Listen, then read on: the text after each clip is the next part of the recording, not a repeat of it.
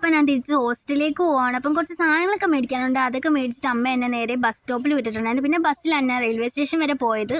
പിന്നെ ട്രെയിനൊക്കെ വന്ന് പിന്നെ സേലം വരെ ആ ട്രെയിനിലാട്ടോ പോയത്. സേലം കഴിഞ്ഞിട്ട് നമ്മൾ വേറെ ട്രെയിൻ കയറണമായിരുന്നു. അപ്പോൾ സേലം ഇറങ്ങിയിട്ട് എനിക്ക് നാളത്തേക്ക് കുറച്ച് അസൈൻമെൻറ്റ് വെക്കാനുണ്ടായിരുന്നു കേട്ടോ. അതൊക്കെ ഞാനിരുന്ന് സേലം റെയിൽവേ സ്റ്റേഷനിലും ട്രെയിനിലായിട്ടിരുന്ന് അത് മൊത്തം എഴുതി തീർന്നിട്ടുണ്ടായിരുന്നു കേട്ടോ. പിന്നെ ട്രെയിനകത്ത് കയറിയപ്പോൾ നമ്മളൊരു സീനിയർ ചേച്ചി കണ്ടായിരുന്നു. പിന്നെ ചേച്ചിയെ കൊണ്ട് ഞാൻ ബോർഡറൊക്കെ വരപ്പിച്ച് ഞാൻ എഴുതി തീർത്തിട്ടുണ്ടായിരുന്നു കേട്ടോ.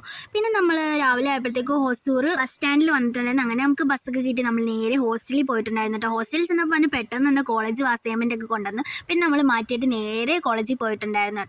അവിടെ ചെന്ന് നമ്മൾ റെക്കോർഡൊക്കെ എഴുതി അസൈൻമെൻ്റ് ഒക്കെ വെച്ചിട്ട് പിന്നെ ഉച്ചയായപ്പോഴത്തേക്ക് നമ്മൾ ഫുഡ് കഴിക്കാൻ തിരിച്ചു വന്നപ്പോൾ നല്ല ചപ്പാത്തിയും ചിക്കൻ കറിയൊക്കെ കൊണ്ടുവന്നിട്ടുണ്ടായിരുന്നു. അങ്ങനെ നമ്മൾ അതൊക്കെ കഴിച്ചിട്ട് നേരെ കോളേജിൽ പോയിട്ടുണ്ടായിരുന്നു കേട്ടോ. ഉച്ചയിന് വെറുതെ കേട്ടോ കോളേജിൽ പോയത്.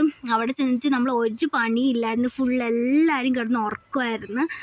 പിന്നെ നമ്മൾ അതേ നേരെ തിരിച്ച് ഹോസ്റ്റലിൽ വന്നു. അപ്പോൾ അത്രയേ ഉള്ളൂ.